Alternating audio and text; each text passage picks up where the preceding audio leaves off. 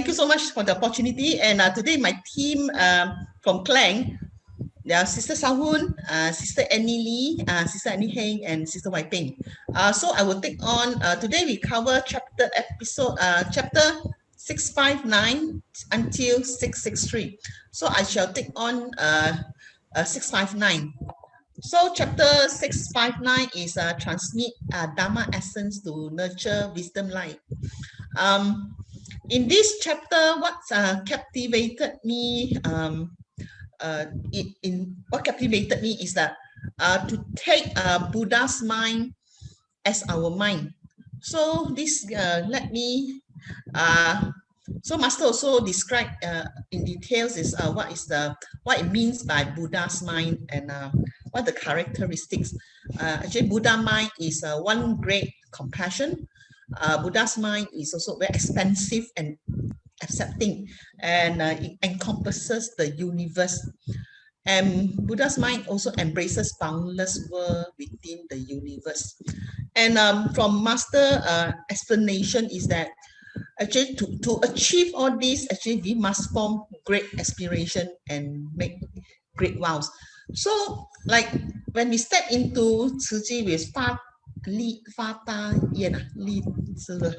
correct. So is Fa Da Sing Li Da Yen. So every time when we hear about this, actually in the early stage of joining Tzu Chi, it is quite scary to say, well, what is this Fa Da Sing Li Da Yen? So but as we journey through Tzu Chi we realize is that actually it's setting a goal for ourselves. It's setting a goal. If we don't have this goal, we will lost our way. So this one should be a reminder to us that what is our initial aspiration, why we join Tzu Chi, and then step by step how we achieve this goal, and hopefully that at the end of it is that we can merge that our mind will become one with our true suchness, and then we will reach the state of infinite meanings. But it's I'm not very good in this state of Wu Liang, the Wu Liang Yi, is it? Then after that you can achieve peace and stability. In this what I when I ponder further into this Buddha's mind, let's say one great compassion, expansive, accepting, and encompasses the universe, and also embraces boundless world. I always observe Master how her heart is so broad. She can embrace anyone, and she can actually accept any religion, any race, so whenever I see Master, how she helps the people in this world and those who are suffering, you cannot imagine there's such person that has such an expansive heart, and it gives me a lot of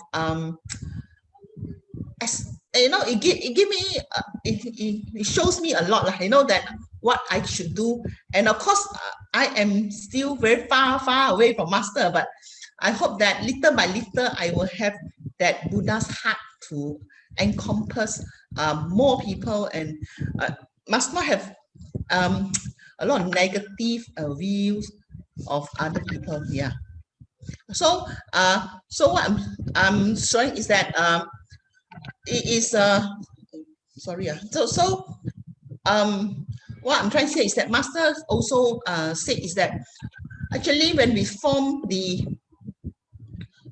aspiration and vows, actually it's not that tomorrow we can achieve it. It's actually little by little, step by step, then we can achieve our goal. That is what is my limited understanding. So thank you, Brother Joe. So I know that you're not feeling well, so sorry. Yeah. I heard you guys share, and all of a sudden I feel much better. No. Thank you. So sorry. Yeah. Thanks to Sister Sui San, I think that was a quick review of episode 659. I wanted to respond to your explanation of Masters seemingly able to embrace the boundless worlds within the universe, and this is just my recent observation. So we were thinking about if you're following Master's trip around Taiwan right now. Yeah. So she's still on her trip of freedom.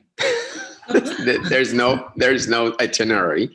No one knows what Master is going to do, and we don't know when we're going to go home. We just know it's not tomorrow. That's all we know. And people have been calling me, like nonstop, asking me when she'll head back, and I'll tell them not tomorrow, and then they would go like, "Oh, does that mean the day after?" I said, "No, it means not tomorrow." Okay, so and I keep on going back to why we couldn't figure out when Master is going back. And the reason is that we are all staring at her. We're all looking at her, right? Where all the decisions that we make are for her. But her decisions are not based on her. Her decisions are based on the people that she is looking at, right? So once again, when you are making a decision based on different factors, of course, you're going to come away with different answers. All the people are looking at her. Oh, she's, not feeling well, or she's feeling tired, and the trip is really taking the toll on her, and it's getting cold. All these things, none of these are factors into what she is going to think and decide, right? But that's all our factors. But what is she thinking? She's thinking about what else do I need to do for the hospital? What else do I need to do for the brothers and sisters or her disciples here in Taiwan or Taipei? What do they need, right? So when we have this very, very different base, the foundation of our determination, obviously, we're going to come away with different answers. Just like if you see the poster that has her finger, right? Do we see that, right? Yes. She has a finger like this, right? So we're all staring at her finger while she's looking at the things that she's pointing at. And that's why we don't come up with the same answer. Okay, so going back to this question, how are we able to embrace? Same thing. We're looking at the things that we don't exactly like. So how would you be able to embrace them? We get close to them and we sniff, and then we frown because the smell itself isn't pleasant. But does she not smell? She did. But that's just not the things that help her make her decision. So how do you embrace someone that you don't like? Well, the fact that you don't like them is already a factor that she wasn't thinking about. And that was the key. So I think it's that's why I believe if we have 佛心己心, then I really think that we would be able to look the same way. We will be able to explore our Buddha nature, to be able to see the same things that she sees. I believe that's what Master kept on trying to inspire us. So I think we can get there, but we have to change our perspectives. And that's what Master has been trying to get us to change slowly, as you mentioned. Make great aspirations and make great vows.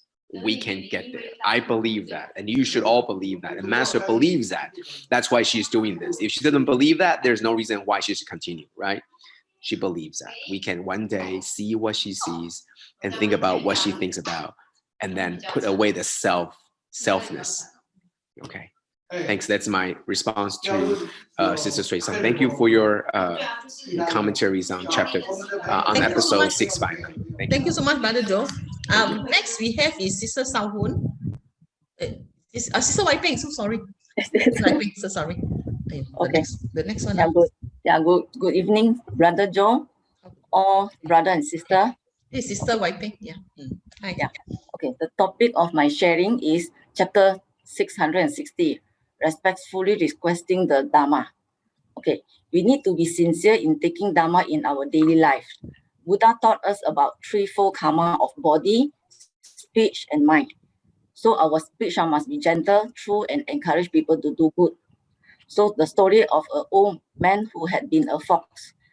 Even though he engaged in spiritual practice before, he does not understand why he has spent 500 lifetimes as a fox.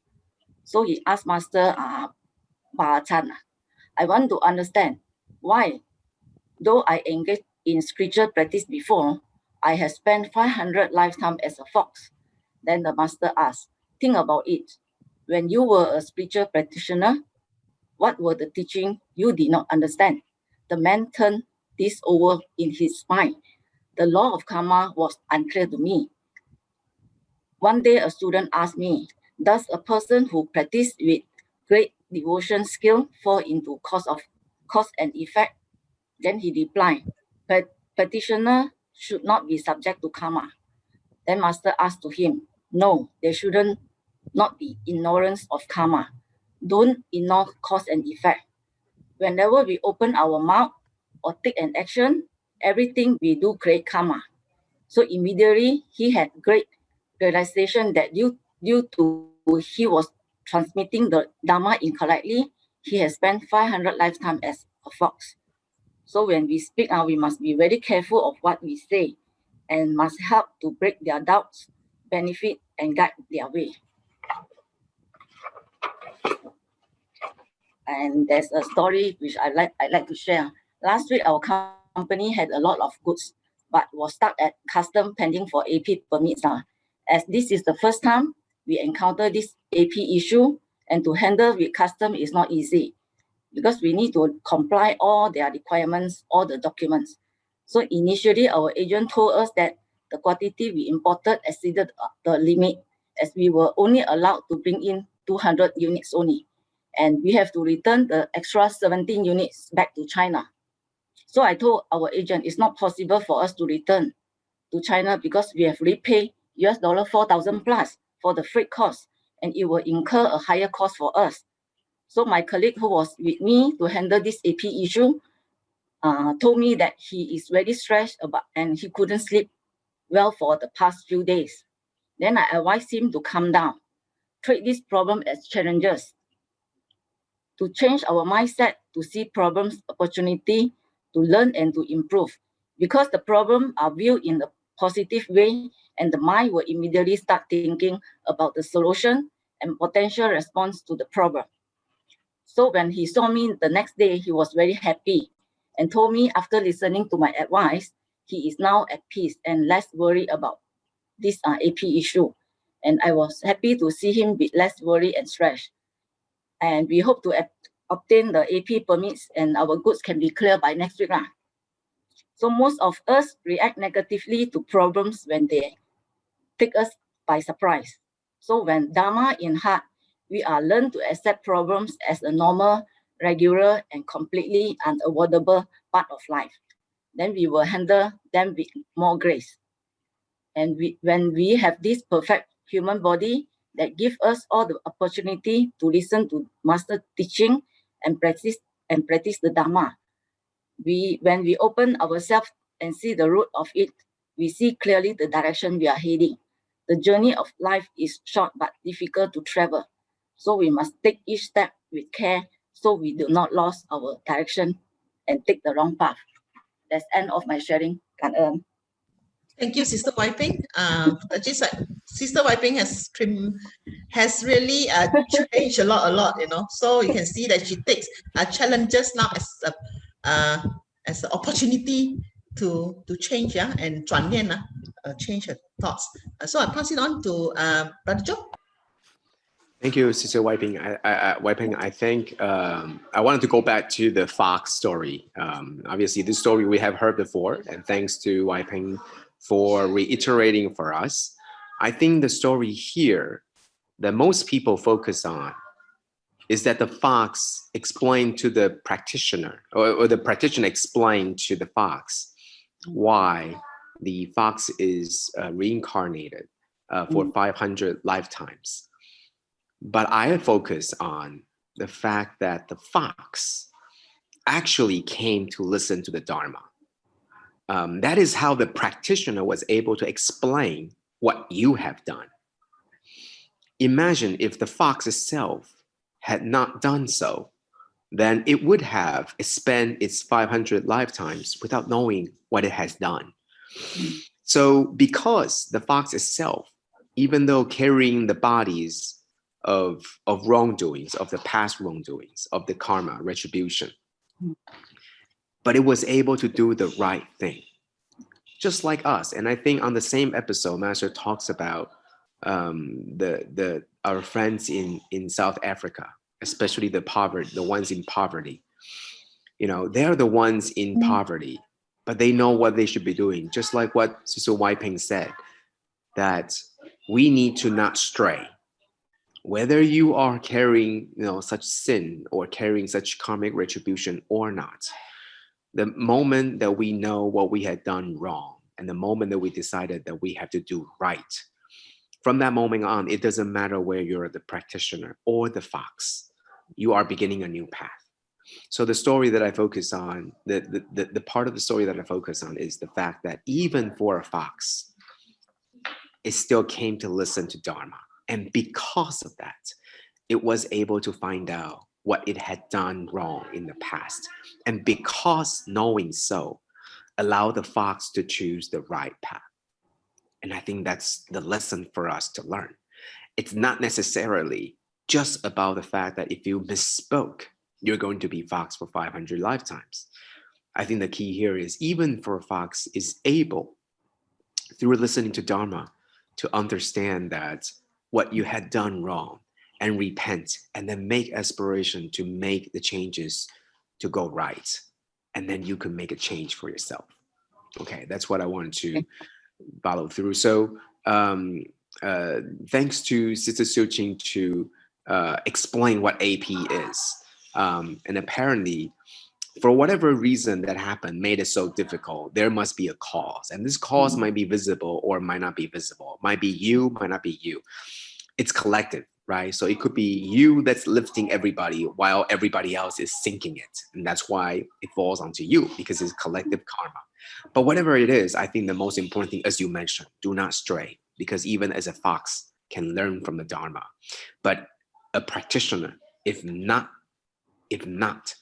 pursuing or studying Dharma, then they will be astray. So it matters not what form or what realm you are in, but it matters what you do with your form and your body. Okay, thank you. Thank you, Sister Wiping. Thank you. Thank you so much. Next is Sister Sawan, is it? Yeah. Can you hear me? Yes. Yeah. Good evening, brothers and sisters. Yeah. Today I'm on chapter 661. The topic I'm covering is adorned by treasures of blessings and wisdom.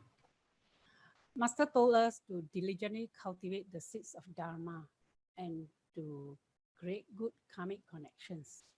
A seed leads to an ocean of fruits, and the Dharma is magnificently adorned. When we take the Dharma to heart, wonders are limitless. Actually, I wanted to share a story about diligently cultivating the seeds of karma. You see, sometime in September, in August, we started our K1K. It means Kita Satu Keluarga. In English, it means we love, we care.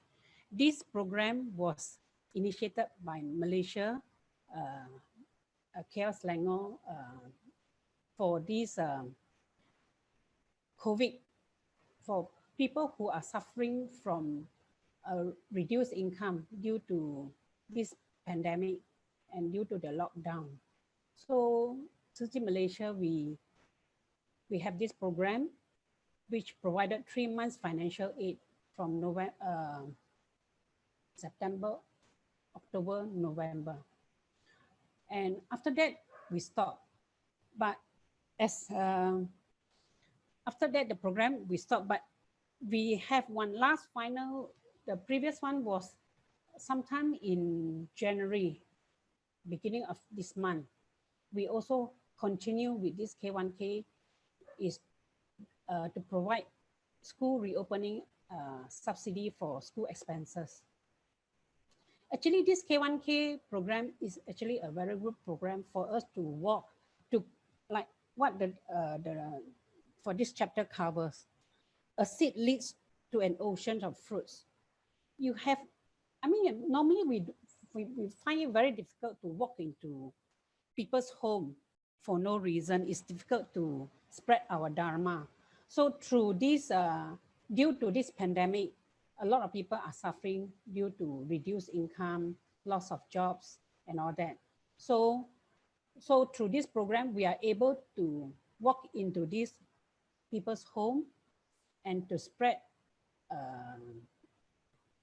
about the good things that Tzu Chi does, and also to spread Dharma to them. Then actually during this We Love, We Care program, we actually, I mean, for me, I really learned a lot in the sense that when we see people's suffering, we realize that we are actually very, very blessed. And subsequent to this, the program, I would want to say a very big kangen to Sister Sui-san for initiating another round of distribution. This time is because we have another round of this lockdown in early December, early January. And a lot of people are also, their situation become from bad to worse. And we actually went to give the provision. It was actually a very joyful activity, because these care recipients, they didn't expect Tzu Chi to remember them. So when we went there to give them the food, the provisions, you see, they just very automatic, because during this We Love, We Care, the program, we also introduced bamboo banks to these families about small money, about donating our love to help the poor and the needy. All right. And they actually listened it to, I mean, they really captured this message to heart, so that when we went to distribute the food, the provisions, they were very joyous. You can see the joy in them. And without hesitation, they brought out their bamboo bank to also want to share their compassion and love for those who are less fortunate. Because I remember, especially this lady on the screen, the Indian lady, she actually is not, she's also, because she is a single parent, okay, she's a divorcee, she's a second, and she got 3 children to support. But the other time during our We Love, We Care program, we showed one video to them about the stateless people in Sabah. And then the family really depended on rice and salt water for their meals. So when, after seeing that video, she immediately took out 5 ringgit to donate to this to our charity, for our charity fund. So that day when we gave the provision, she took out the bamboo bank to do her small bit for charity. So this is what we call a single seed results in an ocean of fruits. So, and Master also told us we need to put the teachings into practice, meaning we have to walk among the masses. By walking among the masses, only we really get to understand the Dharma teachings in order to, and we have another case. Actually, there was another case who is, she was a kindergarten teacher. This is the one on the right-hand side, the lady in blue t-shirt. She lost her job during our lockdown, during the pandemic. And that day when we called her that we wanted to send over some provisions, she was she was very excited and very happy to hear from us. And the first thing she jumped on us was that she said she lost her job. She wanted to look for another job. She asked whether we have any news of any vacancies around or not.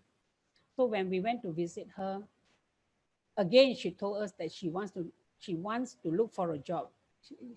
No doubt, although she's very happy with the provisions that we have given to her, but she still requested to have a job. The sister who accompanied me, she is much more experienced. She told her, we are trying to look out for any news of any vacancies for you. But meanwhile, while you are still waiting, why don't you come to our recycling center to help out? She said, no, I mean, she was quite negative and she was not very willing to come out. I think she is quite a person who is, I mean, very close person.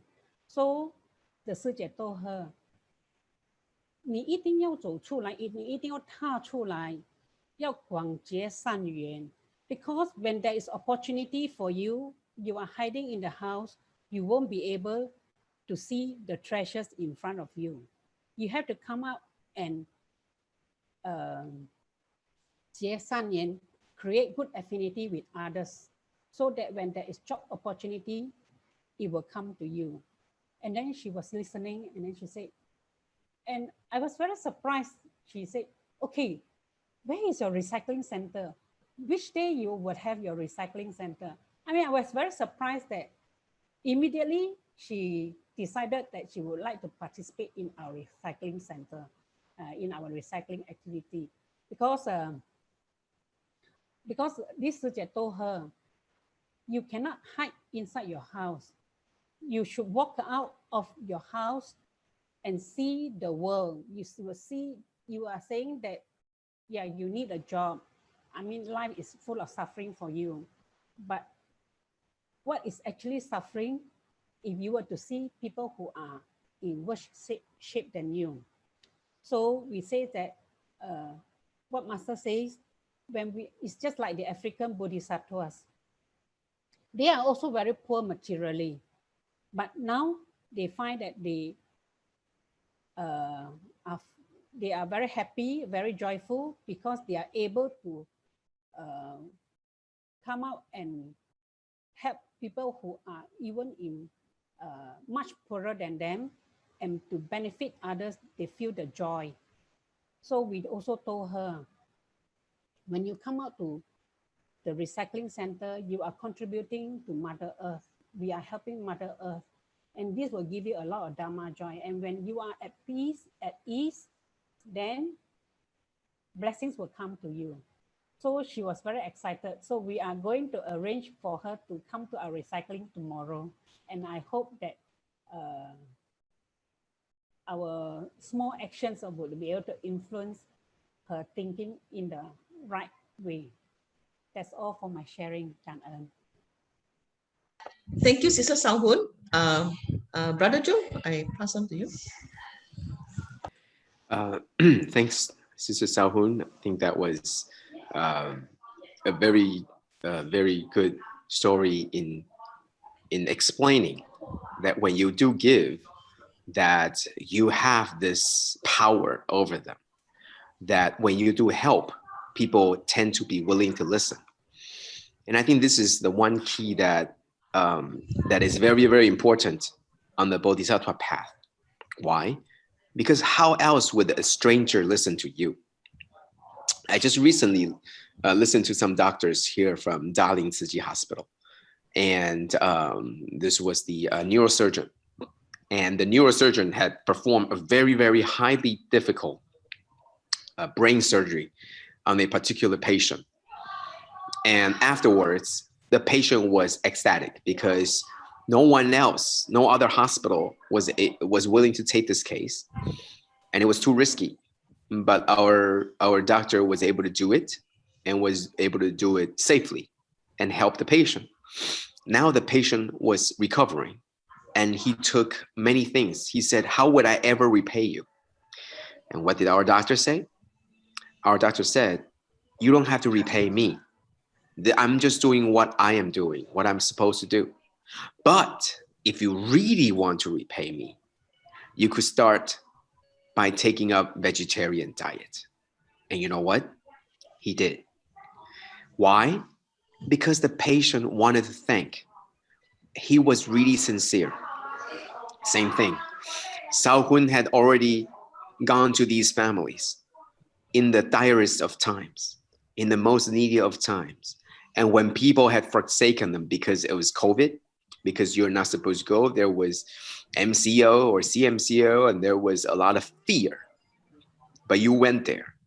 And when you gave them the advice, they will take it because they see your sincerity. And I think in Bodhisattva path, it's not just about helping them. It's to point them to the right path. Because now, out of your sincerity, you have awakened the true Buddha within them. Because they saw, they thank you, they appreciate you. Now it was great time. The time is ripe for you to explain to them why they should take this path of Bodhisattva. But if you haven't done enough, they would not follow. So you can imagine why we follow Master. It's because she had done so much for us before. So now all she had to do, she didn't even have to call out our names. We would follow. So what I'm thinking is, in this chapter 3, it is talking about the parables of the burning house. It talks about the father, the elder, had to use 3 different carts to try to get the children out of the house. What are the 3 carts? What do they represent? Yes, they do represent the 3 vehicles. But to me, I think they represent sincerity. They represent favors. Because what you have done for me, I am willing to follow you out of the burning house. Because you have done for me, you have given me all the provisions that I need when I lost my job. When you tell me to go out of the house to look for a job, even though it's against what I wanted to do, I would. Or when you told me to go out of the house to go to the recycling station, they are willing to. And I think that is the very, very important power of pointing them to the right direction.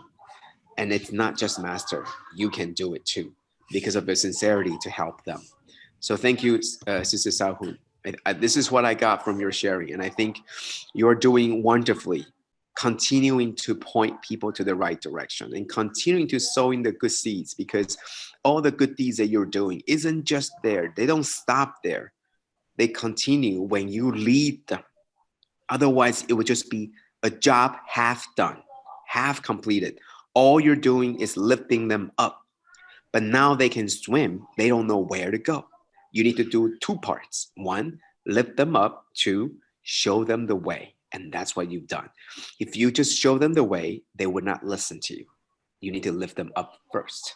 And that's what Bodhisattva path is trying to get us to have this good affinity with the living beings, so that when we point them the way, they are willing to follow.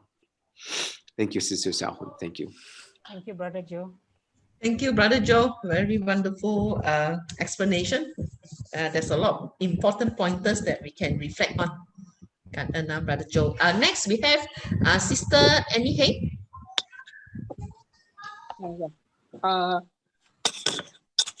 Good evening, brother and sisters. My chapter I want to share tonight is 662. Differing capabilities require different teachings. Sentient beings of the 3 realms are driven by karma. When they born, they bring their own karma and experience sufferings. When we live in these worlds, our inner minds will give rise to delusions and creates karma. The mind is never settled. Our mind is never settled. Sometimes we may mix explorations to accept teachings, but due to our habitual tendency, sound, forms, sensations will tempt us and lead us astray. Seen right now, We have virtuous friends able to learn Dharma, good environments to practice Dharma, a healthy body. We should seize every moment to put into practice the Dharma, walk the right path, and not be led by afflictions or challenges which may create bad karma. With compassion, we open many skillful means. For suffering sentient beings, we create right conditions. By helping them feel safe, provide materials, needs, give Dharma with loving kindness and compassion. Teach them accordingly to their capabilities, such as getting Dharma to be shared using their own local language. South Africa volunteers teach them the cooked rice from Taiwan, touch their hearts and awaken love in them. They spread the Dharma to the volunteers on Swaziland and Mozambique. Compassion and loving kindness should be given to all sentient beings. Actually, I have put this practice to my I put this practice to my my K1K recipients, care recipients. Actually, when I visited them, I have shared with them on our bamboo bank. I talk to them patiently. I make them understand the bamboo bank and share with them the story of the 50 cents stuck by our master.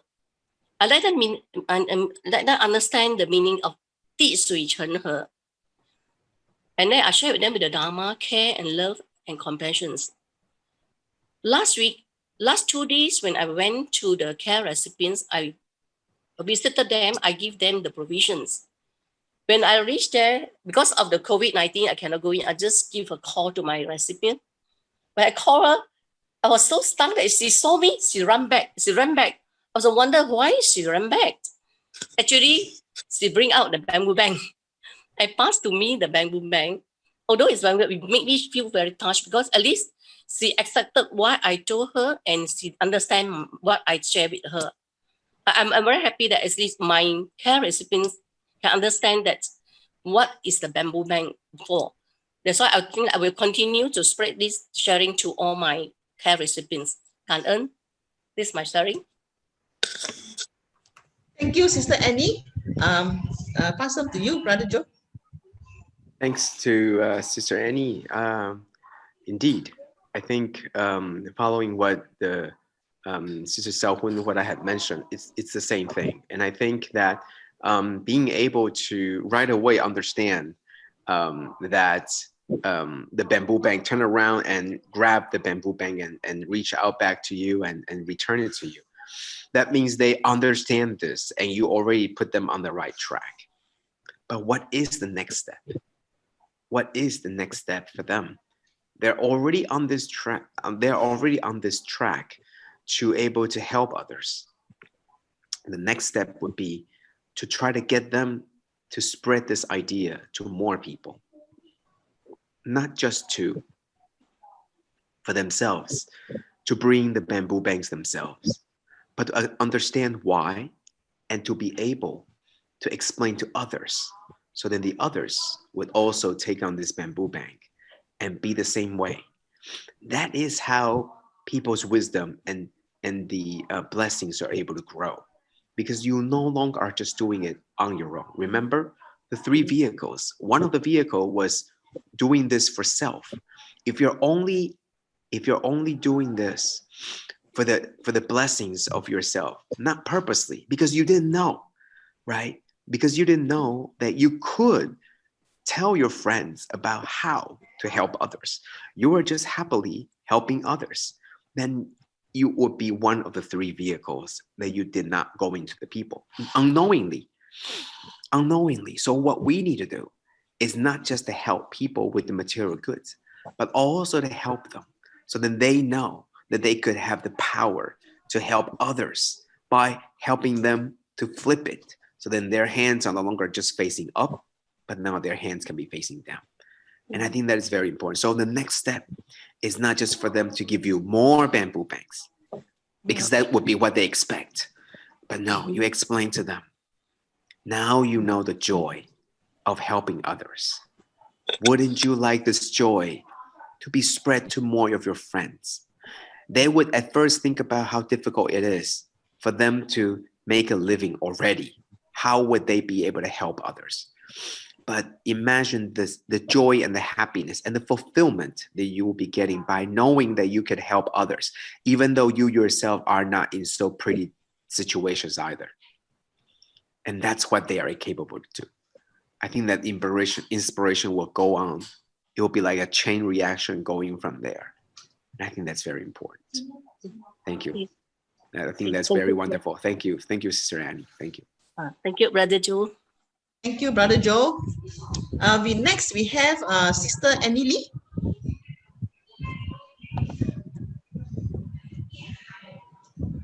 Sister Annie Lee, you're in? Is she in? Sister Annie? Is Sister Annie there? A very good Okay, evening. thank you, thank you. Yeah, a very good evening, Brother Joe, and to all my other Dharma brothers and sisters. My sharing for today will be on chapter 663, Make Boundless Vows with Clear, Tranquil Mind. See, the purpose of our spiritual cultivation is to eliminate habitual tendency and to create more good ones. But this is more easily said than done. And then when we walk into the masses, we are more mindful of how we interact with others.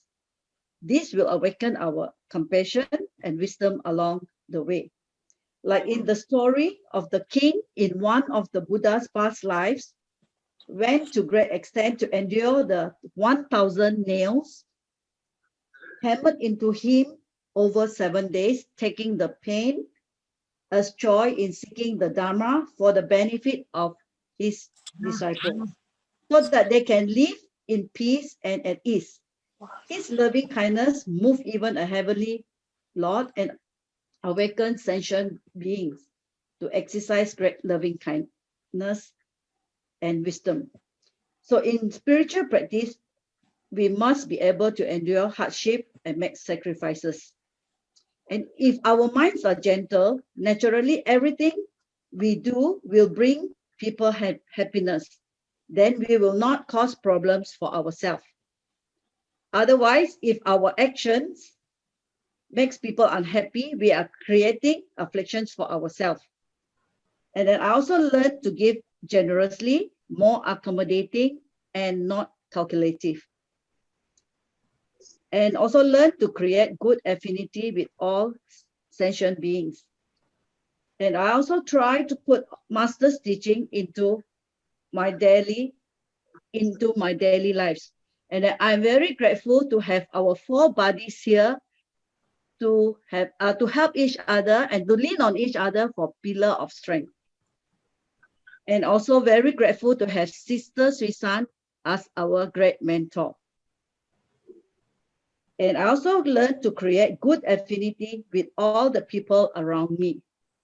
That is my sharing for today with my limited understanding of this in this chapter. Thank you, everyone. Thank you. Thank you, Sister Annie. I pass on to Brother Joe. Okay, Sister Annie, thank you. Thank you. By all means, this is not limited at all. I think you've done good work in explaining what you understand from this episode.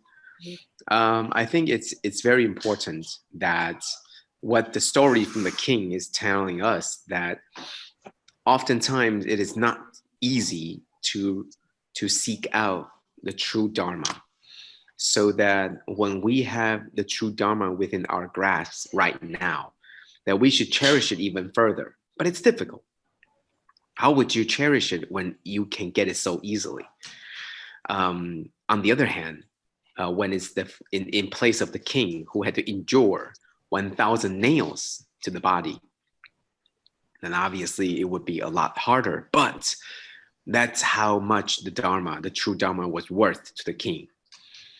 So I think what Master is trying to create for us is an environment where there is some resistance, there is some difficulties, where it's not all smooth for us. So even though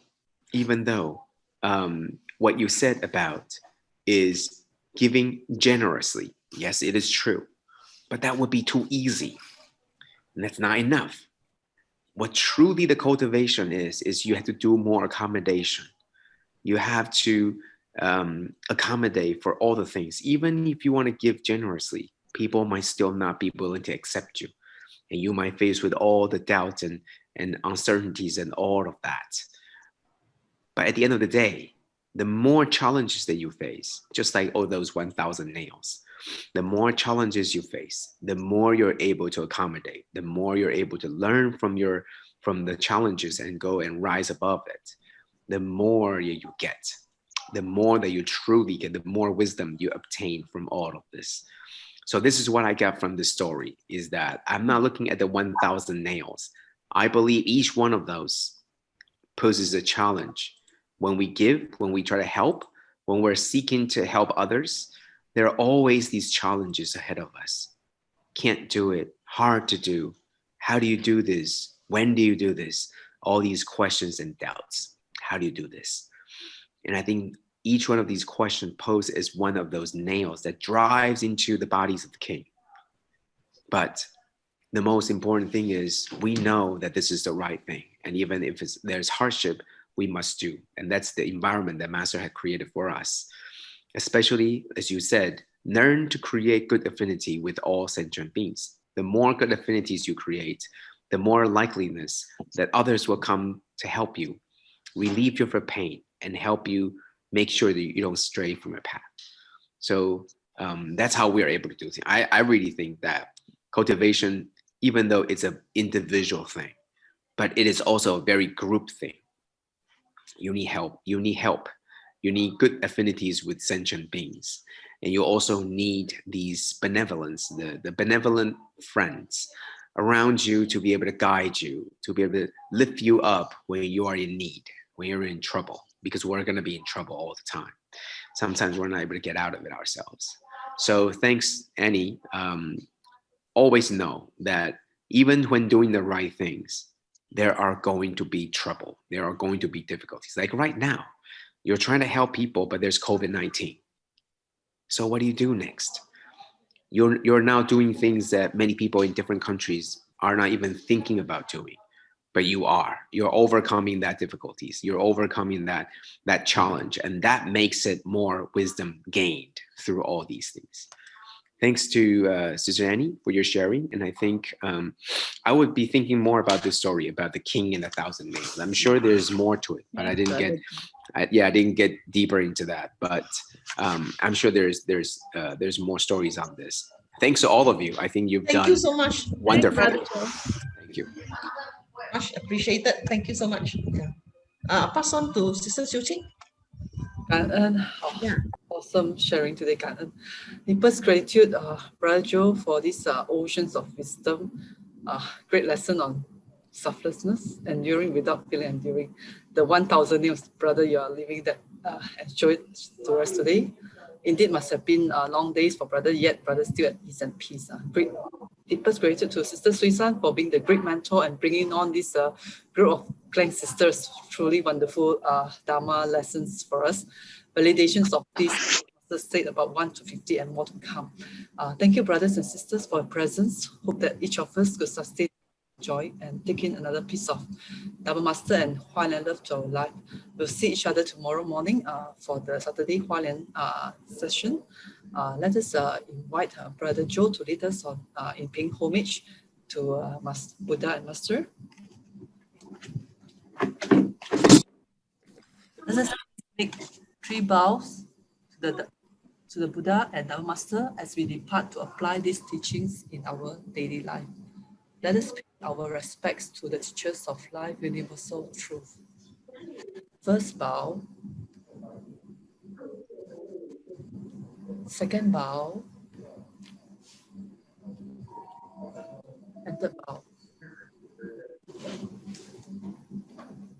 Ka'an, everyone. See everyone tomorrow morning. Ka'an, take good care, everyone. Stay safe, everyone. Okay, Ka'an. Hey, sister, bang, Ka'an. Thanks, everybody. Ka'an, Good night. Brother Joe, And Take good care. Ka'an, good night. Ka'an, Brother Thank Sister. you. Good night. Good night. Bye, Good Sister night. Sharon. Bye.